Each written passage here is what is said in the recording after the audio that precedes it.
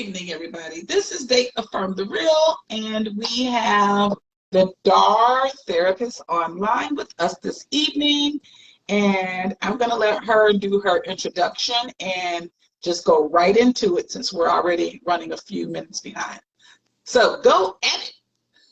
Hello, everybody. My name is Shimeka Arnold. I'm a licensed marriage family therapist, and I am the DAR therapist. And what we are discussing today is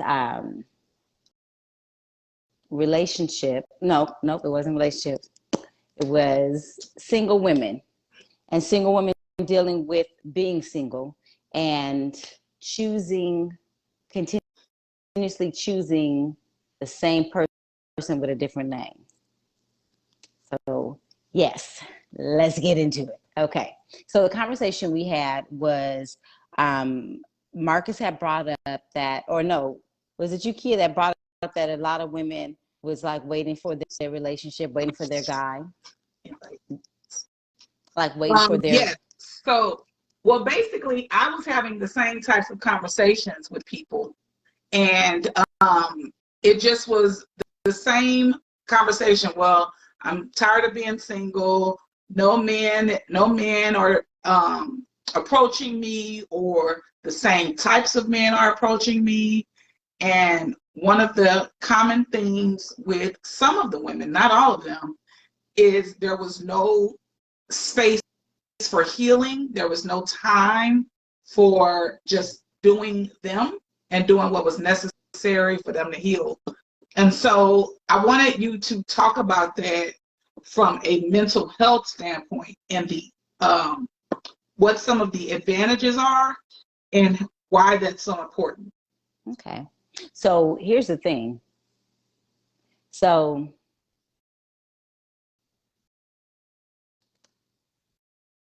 you had mentioned why I keep choosing the same types of men. And we've had this conversation. I've had this conversation before. If you keep choosing the same type of men, the issue is not the men. The issue is you. Who's the common denominator? You are. And so the thing is that, and okay, so I want to preface first that I'm single. I'm a single woman. I have been in relationships where I was like, what the heck? And why did I choose this? And so, but it took me, it got me, because initially my issue was like, because of the trauma that I've experienced, initially my point of view is that men were no good. And so if that's my point of view, then what you think I'm gonna choose? What you think all I'm gonna see is no good men. And so and here's the thing too, because of my trauma, I never want to be, so this is, okay, so I'm 47 years old, guys, okay? And so 47 at 45 was my first time I fell in love with somebody, and I've been married for 10 years, okay? And in that situation, I learned so much about me only because I started my healing journey when I was married in 2000 and got married in 2000. I think we separated in 2009, 2010. And so I started my healing journey then because of the type of husband I chose. So I realized that because of my trauma, I had the wall up, and the wall is I wanted to protect myself because I didn't want to get hurt. Because I seen men. First of all, my dad wasn't. He was dealing with his own stuff, so he was making poor choices in my mother and his marriage, and being molested, and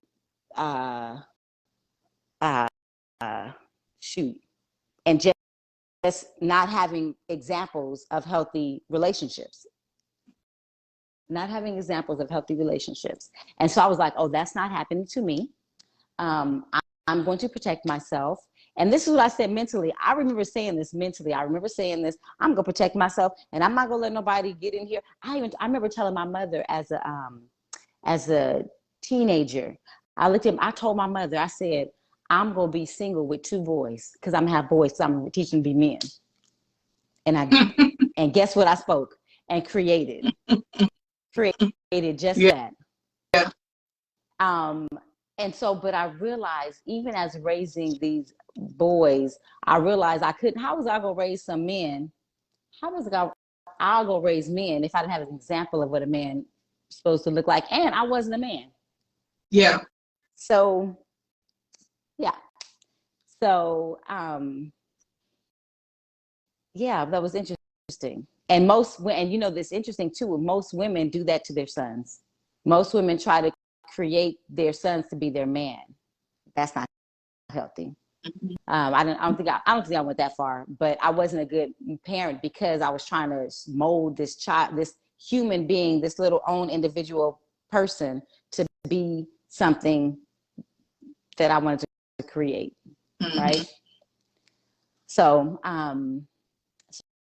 so I realized so when I got married, so when I chose my husband, I remember thinking, okay, so he's easily to manipulate. I won't get hurt because I'll be in control of the relationship. I think I'm going to go for it. So I used to prey on men. I used to prey on them like, yep, I'm going to get that one.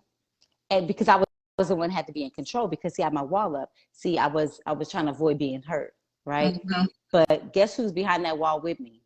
Nobody. I was by myself, right? I was by myself. So I was still getting hurt because because I didn't realize what I really wanted was a healthy relationship. Just didn't know how to get it and didn't think it was available. And I couldn't do it because, again, I still had my own traumas that I was dealing with that I had to work through. So I was choosing relationships based off of that. So, okay, so we're looking at, I have my own luggage. We're talking about baggage too. I have my own baggage. Oh, I was going to do an example of baggage, but I'm not going to get up and go get some. So I had so I had my trauma. I had the poor examples of relationships. I had points of view that men weren't that men were no good. Society told me that I was less than because I'm a woman. And again, I got my power taken from me when I was molested, right? So my power was taken and you're not gonna ever take my power again. So I make sure I'm always in control, right? Okay, so I had my wall up, that's my wall. Hold on, this is my luggage though, hold on, because I have my luggage with my wall.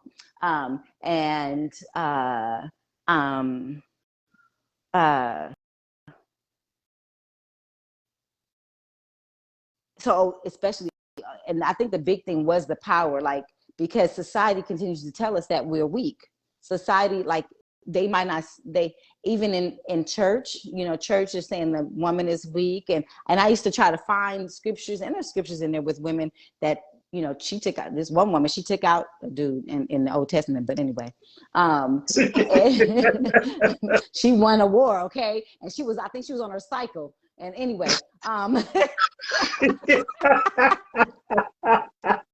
that was my journey. And because I was always fighting to show that I'm important, that I mean something, because society keeps telling me that I'm not, right? Especially being a black, and on top of that, I'm a black woman too. So yeah, so I had all that, like when I, in my bag, in my suitcase, and my carry-on, and my one that was that goes on when you got to give it to the check-in at the airport. I had all of my luggage, right? And so I'm carrying this in each relationship. And so, but again, I got my wall up, so you can't even come in. So I don't want you to come in. So I chose you based off of, because I was very, I felt like I was a predator. I was a man eater. Whoa, here she comes. Well, okay, I'm sorry. That's my joint. Keep going. Watch out, boy. Chill, you. Oh, here she comes. So now I'm choosing unhealthy dynamics and unhealthy situations because I'm behind my wall and protecting myself, right? Mm-hmm. But what I really wanted and what I really needed to do was deal with all of that luggage, right? Because then you got, okay, that's another conversation, but because we just focus on the women right now, because we all, well, here's the thing, we all come in with our luggage, right? And so if you haven't healed your luggage, then you go choose somebody with their own luggage as well. And so y'all both carrying y'all luggage, and you know how much it costs when you got to carry all that on top of a plane? That's a lot of money. So you carrying his, he carrying yours, we carrying each other's, and we trying to get through the, right? Mm-hmm. So, and I thought I was okay. You know, I was like, okay, I'm married because the Bible says I'm supposed to be married. So I got somebody I can control, not control, but I can manipulate. I can manipulate. That was the truth. And I'm being very vulnerable and honest because it's who I am now. But it took a while for me to get to this because I thought vulnerability was weakness. And so I'm in a marriage because, see, marriage is supposed to be okay, and marriage is supposed to save me because I was promiscuous, because I was molested. So I was having sex with whom I chose to, the people that I chose to have sex with, and it became an addiction. And even the chase of getting these men became an addiction. It became and it wasn't like and the thing is, like, I wasn't like it's interesting because there's different types of addictions. It wasn't that I was like, oh, I was just sleeping with random men. No, it was like, for me, it was the chase. It was the thrill of the chase. If you didn't even pay it, and which is interesting because then I would choose people that I knew wasn't paying attention to me, and I was like, oh, cool, this is gonna be fun. And it would be the game. It would be the chase. It would be, I want you to pay attention to me, you know, because and I was always going. I was always involved in something. I couldn't sit still. I couldn't even be by myself. I didn't like being by myself. When I was sitting at home by myself, I'd be like, I need to talk to somebody. I need to do something. I kept busy. I never sat still. And then when I did sit still, I was either irritable or depressed, or I'd go have sex with somebody because I needed to feel better. I use sex as coping. So now I'm in this marriage, all jacked up. Me is all in this marriage, and I'm still doing the same stuff. And it took me and my other cousin, we sat there and we were like looking through addictions or sexual addiction. We was looking through something, and we was like, we got sexual addiction. Oh my God, we got sexual addiction. Like, we started crying. I was like, oh my gosh. And in that moment, I realized, God dog it, I'm really fucked up. Like, my points of view about men and my points of view about all this is really messed up. And so I had to really start dealing with that. That was just the beginning. That was like just the beginning. Like I said, I'm 47. I was married for 10 years, and we divorced 2013. So it's been 10 years. It's been 10 years. Because we're in 2023. But I left in 2011. So it's been over 10 years. But anyway, so I had to realize, and what happened was too, I was also looking for some, like, it was interesting because I was going back into my past. I was going back into my past and was realizing the situations I chose. And it was this guy that I never had sex with, right? I was like, and I was like, and I believe that he really cared about me because we never had sex. It was, again, that conflict, yeah. And so I tried to find him when I was married, and I was like, what am I doing? What am I doing? And so I realized, I had a problem. So that's when I started, again, the healing journey, and still, again, I'm 47 years old, and I just, I'm still going through, dealing with certain behaviors or certain, the control. And I just dropped my walls last year. I just realized those walls were still up, so I was still behind the wall, still trying to heal. And even the person that molested me, I was able to, I knew that if I didn't forgive them, that I would still be stuck. Yeah. And so I know, I feel like I veered off all the whole question, or the whole. No. So, because it's about also sharing your journey, but I do want us to stay somewhat focused. I'm So, ADHD. So just, I know this. That's where I'm coming in.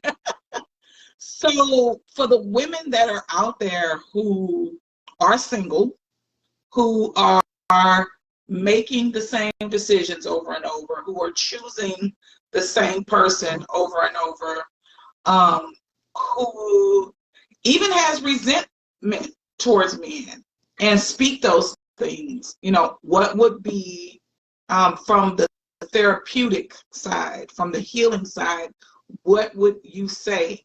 And of course, this can go for men or women, but this was specifically brought up due to a lot of the conversations I've been having with single women.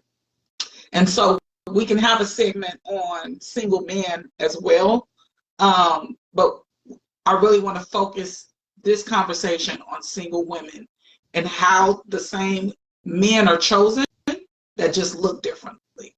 But he's wrapped up with the same types of things as the previous. right. And then they'll be like, I didn't even know. It's funny how that happens. It's like, it's our energy is drawing those situations, our points of view and your point of view. So if your point of view, again, if you have resentment towards men, then why you think you're going to how you going to think you'll even be in a good relationship? No, you just go keep on arguing. Y'all going to have unhealthy dynamics. But it's like you're stuck in this circle, right?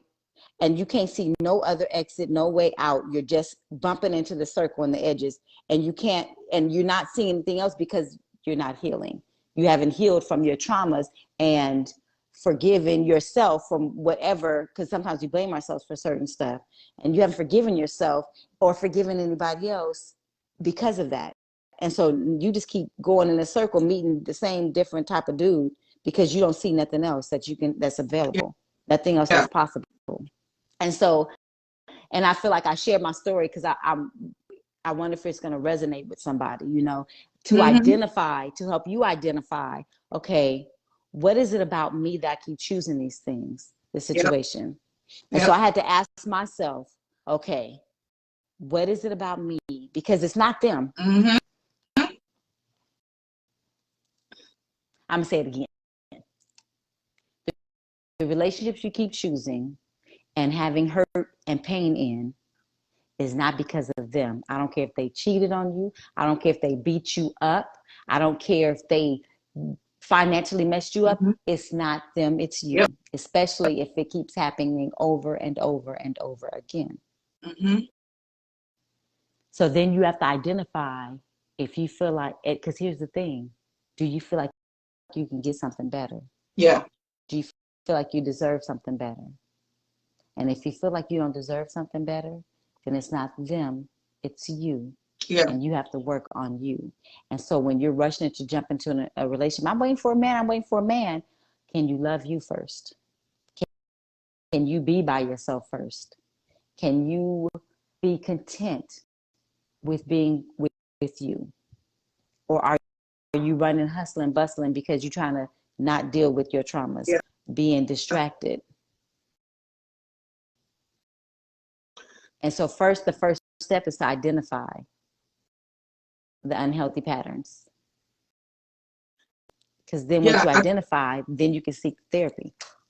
Yeah, I think those are good points. I'm glad that you pointed that out because I think it's important that we have all the accountability, right? We have all the accountability for our choices, for our decisions, because just because somebody chooses you doesn't mean you have to choose them. So we have to be wise about that. And we have to be wise with ourselves and honor ourselves and say, you know what? I might not be ready for this. And be honest about it. It's okay. I've made a lot of mistakes as it relates to choosing people in relationships. And the things that came out of those relationships, the cheating, the lying, the whatever, I chose that. So I need to hold myself accountable for that. It's not his fault. It's not on him that he did that. I'm not going to sit up and throw his name in. Like, at the end of the day, I made the choice. Nobody forced me to be in that relationship. Nobody said, Keya, with a gun to my head, this is the relationship you have to be in. I made a choice. And as women, because specifically, this is why I wanted to have this conversation. So many of the single women that I know or I've come across have said that almost identical things to me. Almost identical. That's why I wanted to bring you on to have the conversation about this, particularly first, as we go through the theories, because they're saying the same thing. Nobody's holding themselves accountable, though. And when I say that, a lot of times people get upset with me, and I'm not trying to offend people because I've been there. I still have moments where I'm choosing bad. And it's not necessarily about my relationship. It's about relationships with people, period. Right. I'm choosing bad. I'm choosing friendships bad. I'm choosing work relationships bad. I'm choosing a bunch of different things that I shouldn't be choosing. So this is only to bring more awareness to all of us about, we invite those things in. There's no sense in us fighting, arguing, screaming, shouting, and complaining about things that we welcome in. And so that's all. It's just so that we can just take a moment and sit with ourselves and say, I've got work to do. That's it. I got work to do. And I always think about Betty White's song, "No pain, no pain, no gain." That's a lie. And then there was the one part that said, I realized that having a piece of man is better than having no man at all. So I'll just take what I can get. That's the stuff that they were teaching us. It is. That is the stuff they were teaching us. Here's the thing. We don't realize that we are the gift because we haven't been told that we are the gift. So here's the issue is, I feel like this is another conversation now. I'm gonna finish this sentence, but I feel like this is a whole nother conversation. Sometimes, I'm not saying all men, sometimes men, because they were taught that they were the prize, they don't have to do anything to come into your life. It's just, I'm a man and you need me because I've been told that I'm the prize. But but I want to tell you, I'm gonna tell you ladies, you are the prize. But you have to see yourself as the prize. Until you see yourself as the prize, then you're going to get a prize dude, because you will already know you're the prize. And you're going to know when they walk up what they about. Yeah. That was good. So, I'm glad you shared that. I'm so glad you shared that. That was so good. Yeah. We are the prize. I'm the prize. And if we don't act like we're the prize, hey. I'm the prize. I am amazing. Like, and it takes you looking in the mirror and saying, like, some people can't even look in the mirror and tell themselves that. Some people can't even look in the mirror and say, you are the prize. I am amazing. Yeah. I jokingly do some clients like this. I'll be like, now repeat after me. You is kind, you is, but really, you have to find the gift in you. Yeah. You have to know the gift in you. But in order to even see that, you gotta let go of the baggage. Bag lady, you go hurt your bag, dragging on them bags, cause you got too much stuff. Yep. So yeah. It's true. And then how about so the other thing that I find and that I hear a lot from the single ladies is all men ain't all of shit. Them? All of them? Or all of them? Dang, that's a lot of men in the world. Or I can't stand these men. What How they want a relationship? How they want a relationship? So let's talk about that. Oh, I don't know how you want a relationship with somebody that ain't shit. So then if they not shit, if you choosing them, so again, it's time to look in that mirror and say, okay, what is it about me that keeps bringing in ain't shit men in my space? What is it about me choosing this time and time again? Yeah. And here's the thing too. The thing too is that I remember it was history class, and I never forget this. It was either history, I don't know where I read this at, but it was this tribe, and it was tribes that fought, they were fighting against each other, right? And the women wanted the fighting to stop. So the women came together from each tribe, right? Came together and was like, listen, we want this fight to be over. So listen, we got to stop giving it to our men. We got to stop giving them something. We got to put them on punishment. Stop the whole war. What I'm saying is because it has nothing to do with the sex. It has everything to do with you being in power. So a man is going to treat you the way you know what I learned? Let me tell you what I learned. That when you choose a friendship, when you choose a relationship, typically they're an outward representation of how you treat yourself and how you see yourself. So if men ain't shit, how are you treating you? Yep. That's true, cousin. And so, like, even as I think about my own story, right? Because in the beginning you talked about 47. I'm about to be 47, and I think about how our journeys are very, very similar. We talked about this over the years, and how particularly our trauma is similar, and our reaction to some of that trauma is similar. But also the fact that one of the things that I recognized that I had to recognize in order, I've been on a healing journey for a long time, like a purposeful healing journey for a long time. And how I got here was not because I just voila figured it out. Right. It was because I voila figured out that the common denominator was me. With all of the things that kept coming up, I was the common denominator. And so at some point, I was losing friendships, I was losing relationships for whatever reason, and I had to observe and look at me, right? There's no perfection about me, none whatsoever. So I had to look at me and I had to say, okay, Keya, it's time to go to work. It's time to go to work. And this shit ain't pretty.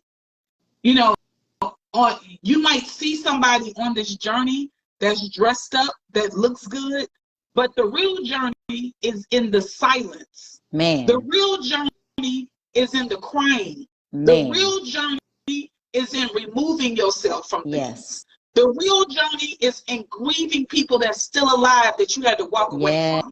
The real journey is in recognizing your power and saying no more. The real journey is in forgiving yourself so that you can forgive them and move forward. The real journey is in saying, I know who I am and I'm going to represent myself as such. I might not show up as perfect, but I'm going to do better. I'm going to hold myself accountable and I'm going to do better. That's the journey. That's what the journey looks like. The journey ain't pretty. The journey is not about perfection, because I don't have it all together. I'm constantly growing. I'm constantly saying, okay, Keya, that's a mistake you made 10 years ago. You can't still make that mistake, but it's part of my journey. And I have to acknowledge those things so that I can continue to heal and continue to grow and make better decisions, you know, because that's all part of the journey. The journey is not the beauty that people think it is. It's not going to get your nails and your feet done and saying, I got self-care, I'm healing. It's not about going to get your makeup done and saying, this is self-care and healing. This is about doing some serious inner real work. Right. Because that makeup goes running when you're crying over the real work. It's not for play. This is not for the weak. You have to be all in with this. And the thing is to acknowledge your mistakes and to acknowledge your decisions. That's difficult sometimes because you're like, I was part of all of this. All the time I'm trying to say they. It was me, me. And here's go ahead. Go ahead. I was gonna say, but the amazing part of knowing it was you is knowing that you can choose something different.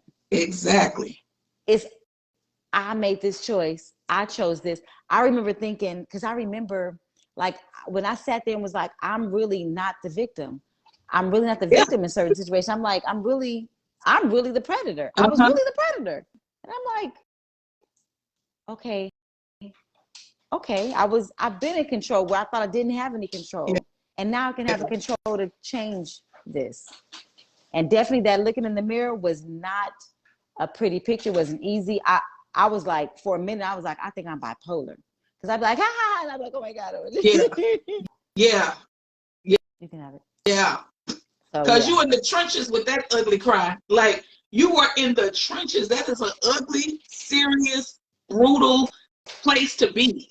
But at the same time, as we speak on this, I also want to say it's important that we extend grace to ourselves as we maneuver through. And there it is. We have to still extend grace to ourselves. Yes, I made a bad mistake. Yes, I ain't had no business being with that man. Yes, I shouldn't have made that decision that was detrimental to me. But that's okay. I've learned. It was part of my journey. And guess what else I can do? I can help somebody else in the future. Right. So, and then you have to remember that because this path of healing, it's not like, oh, I'm healed and I'm good. I did it. I did the work. That's not always true, because stuff always comes up. It's continuous. Like you'll be like, man, I thought I dealt with that. Oh. It's the constant road to healing. Man, I be wanting to fight. I be like, I want to fight them. I really want to fight. I want to punch them in their face. And then I'd be like, God, dog it. Why did I allow that person to change my character? That was me. I did that. Like, I allowed them to change my character. You know? But it starts with you. If you keep repeating men are dogs and you keep getting dogs, it's not them. It's not them. And it's time to start. And then because I remember saying stuff like that. I remember saying, like, me too. Men ain't shit. I remember saying things like that. And if I think that, then what you think is gonna come to me? If that's what I believe, if that's my point of view, then what's gonna show up? Exactly what I'm speaking. Yeah. And we do have to acknowledge that. We have to acknowledge, yes, you may feel that way now. It may be difficult in your single season, right? There might be some issues that you've faced in your single season. However, if you keep speaking negatively, I can assure you, and I'm not a psychic, I can't predict the future like that, but I can when you speak that into your life, that is exactly what you will have. You're gonna have that. Right. All men ain't shit. Okay, that's all you're gonna have show up in your life. That's it. I don't want no man. Okay, no then man don't will get show one. up for you. Then don't get one. Right. I don't need one. I don't need no dude. I don't need nobody tell me. I don't need nobody. And that's the thing. So again, that's your walls talking. That's the walls talking. Right. That's like when one of my things that I used to say all the time, and this is not even about, this is not even relationship connected, but this is the power of when you say things that's not true and you know they're not true. Like, I used to say, I don't care. I don't give a fuck about such and such, but the whole time I'm caring, right? I'm going to go back in there and cry, and you ain't going to see me cry. Yeah, the whole time I feel something.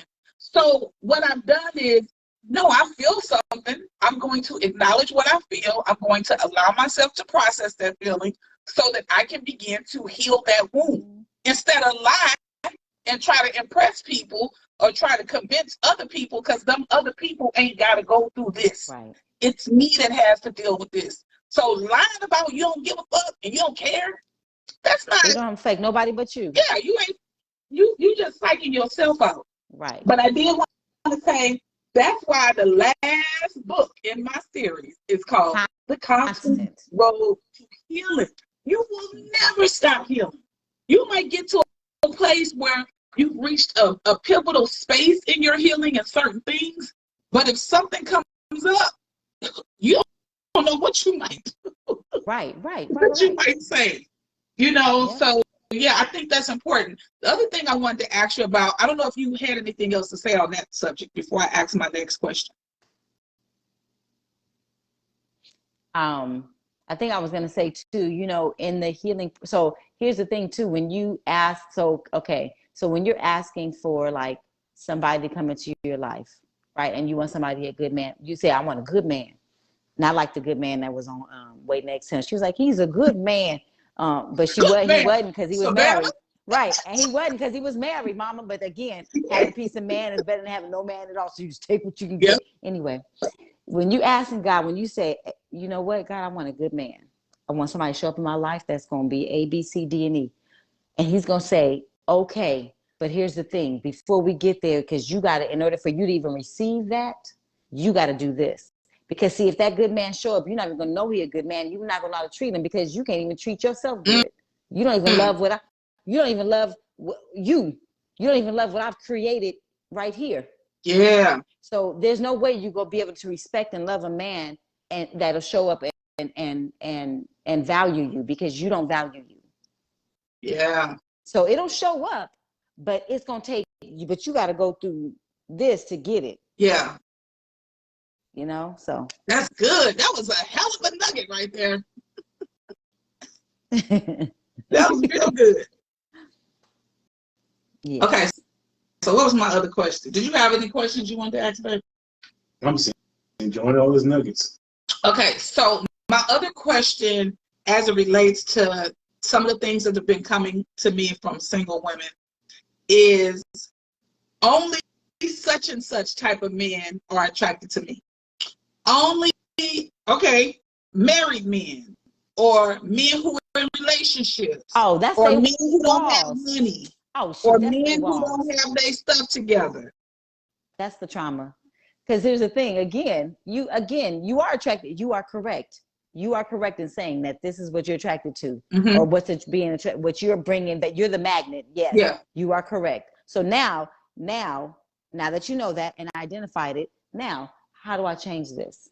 What do I need to change in me so that way something else different can show up, so I can get out of this circle, out of this box of only this type of energy bringing this type of stuff to me. And here's the thing, when it comes to men in relationships and men that are married, that's really your wall. Because see, your wall is really protecting you, so you're opening yourself up to people that are unavailable to you because you're not willing to be unavailable. You're not willing to be available and vulnerable with yourself and deal with your trauma. So yes, those people, those married men and those people in relationships are definitely going to come up to you because they're unavailable. They're unavailable. Testimony time. Go ahead. So I used to be one of those women that said only such and such men are attracted to me, right? Now I didn't realize, of course, at that time, why only married men through one part of my life would come to me, why certain people would feel like they could come in my inbox on social media, why certain people would approach me a certain way. And I can tell you that once I started my journey, I started going to therapy, I started getting to the root of my issues and starting to heal from those things, never again has that group of people said anything to me. Never again have I received like your whole vibe on social media. It's like your whole vibe. It's like okay, I believe in energy, right? Because everything is energy. Everything and is like energy. The energy of who you are shifts and changes. Yep. And welcomes others. And so they already know she ain't finna even take this. Yeah. She's not even about to take my mess. Yeah. She's not even about to hear what she's not even about to give me the time because I see it. They feel it. When you shift, because again, same thing with me. I used to be like, I can attract anything, walking down the street, I could be able to attract anything, right? And anybody just come and talk to me and, and it's like when I started doing the work, when I started doing the work, it's so funny because even like I'll flirt. I'm a flirt. And even certain men won't even flirt with me anymore. Now that's funny. And I'm okay with it. That's true about you. Yeah.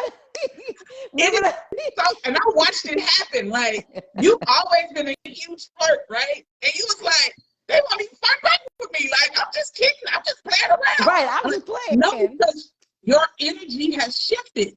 So they're not getting ready to flirt back with you because they know what comes with you. Right. And I'm okay. And the thing is that I've learned, and here's the thing, I've learned to be okay with it. I've learned that it has that, again, it has nothing, not again, but it has nothing to do with me. Yeah. It's not like I don't feel rejected. What I'm trying to say, like, I don't feel like, oh my gosh, I'm not cute. I'm not for everybody. And I've accepted that and I'm okay with it. Yeah. And I know, and I believe in my core and my heart of hearts that the universe protects me, and exactly what I ask for is exactly what will show up. Yep. I believe that in my whole heart of hearts, because I watched it and I've seen it happen. Even when I was asking for somebody to have sex with, then I was asking for somebody just to have fun with. Yep. And they would show up, and then I'd be like, but I want a relationship with them. No, you asked for somebody to play with. Now stop it. Yeah. And so I believe wholeheartedly that I'm protected, and I believe that whoever's supposed to come to, like, whoever is, that it'll they're not supposed to show up. They're not supposed to say nothing to me if they're not supposed to say nothing to me, and I'm okay with that. Yeah. I'm okay with that. Yeah, so time went by fast. It's 7:50. So to kind of start to go down the hill a little bit, because we're gonna probably go a little bit over 8, because this is good and you're dropping some nuggets. And I'm sure that a lot of people will come back and watch the replay. A lot of people didn't know that we were doing this tonight until today, and it's a beautiful day in Dallas. I don't know what it is. It's beautiful in other places. Cali. Yeah, it's beautiful. So people probably outside enjoying this weather, but they'll at least be able to come back and listen to these nuggets that you're dropping. So as we go down the hill and we start to close this thing out, I said that I wanted to have the discussion based on a lot of the conversations I was having with single women, some of the things that they were bringing to me and addressing, because they know we have this platform, and sharing certain things that they've been experiencing. And how do you get to a space where, I'm not even gonna say how do you get to a space. What do you recommend for the single women who feel hopeless as it relates to dating?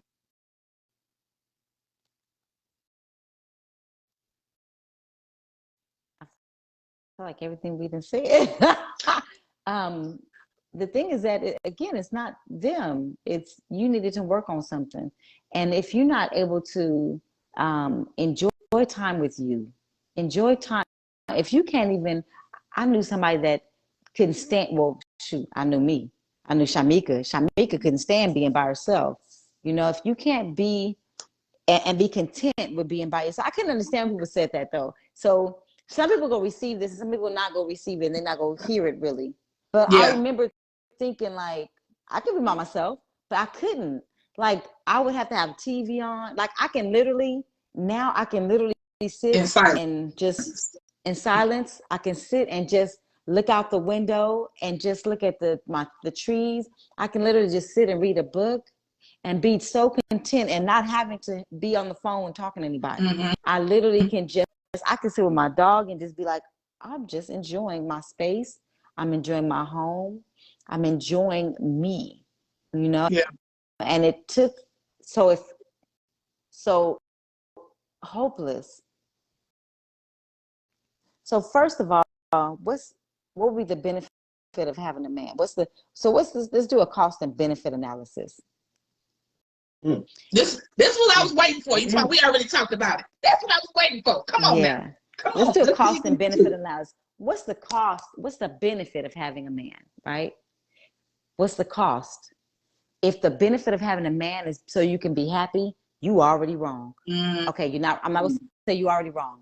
I'm sorry. You're not wrong, because there's no right or wrong. Mm-hmm. But you need to be aware that nobody can make you happy. Yeah. If you can't make you happy, that's too much pressure to put on somebody else to expect them to make you feel happy and feel good about yourself. That's too much pressure. You're putting too much pressure on somebody. Yep. You have to do that first. We've discussed this before. Right. Yes. Cost and benefit. What's the cost of being in a relationship? if you lose yourself, if you don't even know yourself, first of all, do you even know yourself? We give ourselves to so many people. We give our time and we give our energy to so many people, and we leave ourselves on the wayside. We leave ourselves left behind. What do you like to do? If somebody, you know, guys would be like, what do you do for fun? I'd be like, I used to be like, I don't like that question. Yeah. I don't like that question. Yeah. You know what I do for fun? Oh my gosh. I sit in my house and just be like, I love my home. I will do that. I'll lay in my bed and I'll be under my covers and be like, oh my gosh, my covers feel so good in this bed. I love doing it. Like, and I'm so genuine. Yeah. It sounds crazy, but but that's for real. I genuinely love my space. Like, this is the first time in my life that I've genuinely just loved me, loved my space. Like, I've loved me, but I really like, and I'm in this single space, and it's like, I've always had somebody to call. I've always had something to go get. And I'm in this space for the first time, like, I'm good. I'm okay. Yeah. I'm okay. I'm okay. And I'm okay with, I still struggle because sometimes I'll be like, no, I want some dick though. But no, I'm okay with, because again, I'm being vulnerable. That's true though. I'm still working through that, right? I gotta be like, no, okay, so I have to ask myself. It's not a censored show. Right. It's called Date, Affirm, The Real. The real. So I'm being the real. It gets real. We're gonna be honest around here. I still have to be like, I even call Keya, I'd be like, Keya, I think I want to have sex with she, and I'd be like, but my boy, I'm like, but what do you want? I have to ask myself, but what do you really want? Yeah. Do you want, because I can ask somebody I can have sex with. I mean, I can call somebody, I can have, it's dick all around town. You know, here a dick, there a dick, everywhere dick. We can get some dick anywhere, okay? All over.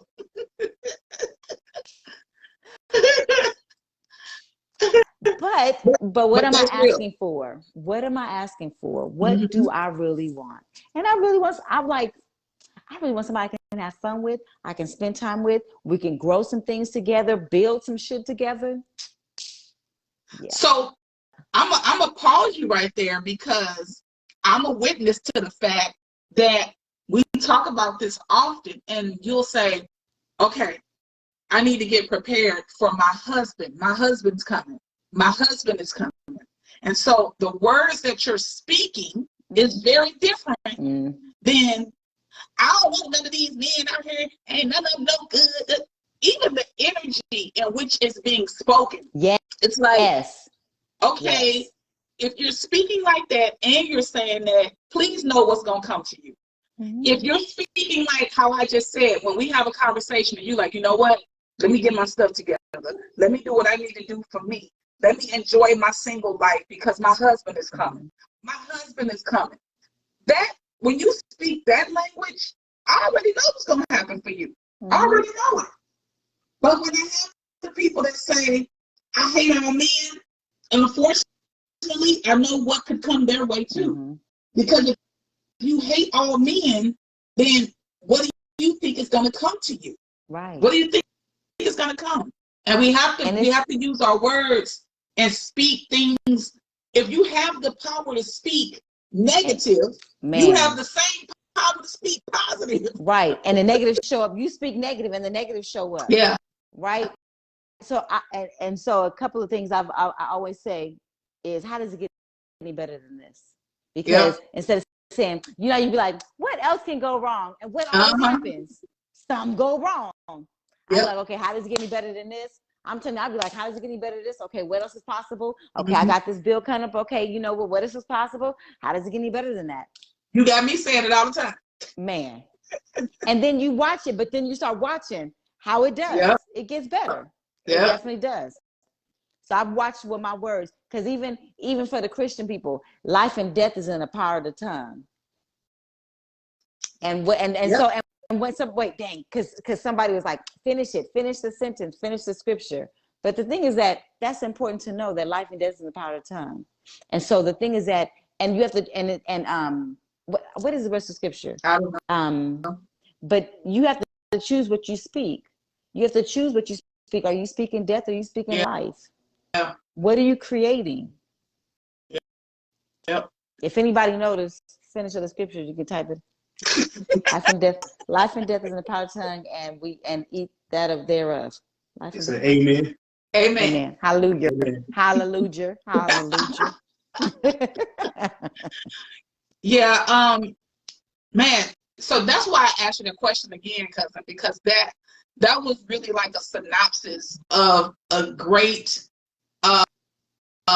response to someone who just may need some direction, may need some understanding, who may not even realize their actions and what they're bringing into their lives. Some people don't realize it, while some do. And so the purpose of this is, again, not to show up as we're perfectionists and we're perfect and our lives are perfect, but it really is to show, like we've shared our own transparent moments and testimonies of our downfalls and our mistakes. However, the truth is the truth. And the main and common denominator is you. The main and common denominator is you. Bottom line. And so I like your journal book, your journal book too. Getting into that. Yeah. Journaling is it's important, because then you can go back. Man, I have like several books, but you can go back and be like, where was my mindset? Look at where my mindset was. Look at the growth I'm in, and acknowledging the growth. Yes. Acknowledging the growth acknowledging the growth is important. Acknowledging the growth. I'll be like even if it's a little, I was able to you move the needle a little. Man. And move the needle a little. Celebrate you. Celebrate you. Because that's part of valuing you. Celebrate your wins. Celebrate you. And that is so important, cousin. I'm glad you brought that up about the journaling, because I'm always talking about journaling. And another plug, I'm having a free webinar on Thursday evening about how to journal so that you lead to having a very purpose-filled life. Love that. Because a lot of people don't realize, like, we use that word loosely, just journal. But I think sometimes there's a method to it, and we all have different methods, right? But are we writing just to be writing, and then we don't go back to it and we just throw it in the corner somewhere? This is a guide for you. Your journal is a guide. And sometimes people are writing like, I went here today, and then I went there today. I woke up this morning, made some apple juice. And it's like, okay, but what are you feeling today? So that in 6 weeks, you can go back and look at that and reflect and say, oh, 6 weeks ago, I was thinking and feeling this. I was in this space, and this is the reason why I was in this space. I was around these people because they made me, I felt like this around these people. The journal is going to tell you a ton of things. It's going to tell you how your body feels. It's going to tell you how your mind feels. It's going to tell you how your heart feels. It's going to tell you about your spirit. So journaling is more than just taking a book and writing in it. So I'm glad you brought that up. It's so important, that we journal. Did you want to say something? So I think I do. So I don't see him. I can't fit. Oh. All right. So we're using a different method tonight. Like, hello. So we talked about these ladies who are having these issues. And one of the things that's come to my mind is the ones who don't realize that it's them. They haven't came to that realization that I am the source of this attraction of the people that's not good for you in the long run. For those who haven't recognized, what are some self-check questions? Like, let me ask myself this. Let me do a self-assessment. What will be a couple of questions that you need to ask yourself when you're looking in the mirror? That's a good question. That's an almost awesome question. Mm-hmm.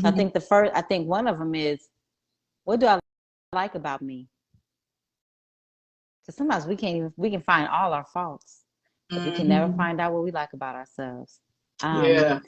And then, how do my friends make me feel? And I say that because, again, how do my friends in my relationship make me feel? Because, again, your friends and your relationships are an outward reflection of how you view yourself. So if you're always feeling like you gotta put on a show in front of your friends, if you always gotta feel like you can't be you in front of your friends, if you always gotta feel like you have to be a certain way in front of your friends, and you don't have not one friend or person in your life that you can be vulnerable with, that you can just be you with, that's a problem. That's a problem. So it's the assessment of what you already have currently, as well as yourself. Mm-hmm. Wow. Yep. That's good. I like that. Mm-hmm. Yeah. That's a good starting point. Mm-hmm. And like you said earlier, we recognize that everybody won't receive it the same way. As I always say, eat the fish and throw away the bones. If it's not applicable to you, it's not applicable to you. If you find value in this, then, take it and do what you will with it. We definitely want to give a huge thank you to our DAR therapist and my favorite cousin in the whole wide world. Another plug. We definitely want to give you a huge thank you. This was so many nuggets. This was so helpful. And and I'm going to allow you to say the last words before we close out. And what words would you like to leave with our viewers? All of life comes to us with ease and joy and glory. And how does it get any better than this? Yes. Yes. What else is possible? Yes. So much is possible. You've taught me all of that as I continue on my journey, as I continue to heal and learn and do what's necessary so that I am showing up as my best self. Yes. And so thank you for your contribution in my life for that. Thank you. And thank you, babe, for being a babe, even though you got on my nerves when this started. But thank you, Snookums. Thank you, Snookums. I know. I don't have the ability to turn it off that quick. I needed a moment. You like it, take a minute. You gotta be honest. You gotta be honest with yourself. Exactly. I don't do fake. With you. I don't do fake. At no time. At no time. That wasn't me being authentically me. So, all right, everybody. If you guys have questions, please leave your comments and everything in the chat here, and Shimeka will get to it when she can. We're going to be doing a series, so please look for her again next Tuesday or the following Tuesday. Next Tuesday. But is that the same? Look, I'm doing like Marcus now. I said next Tuesday or the following Tuesday after that. Is it gonna be every Tuesday? It's to be determined. Okay. We'll let you know. Well, you let us know because it's about your schedule. I thought it was every Tuesday. I thought it was every Tuesday. Life be life. All right, everybody. Until next time, we'll see you guys next time. Peace. Yay, toodles. Toodles. Toodles.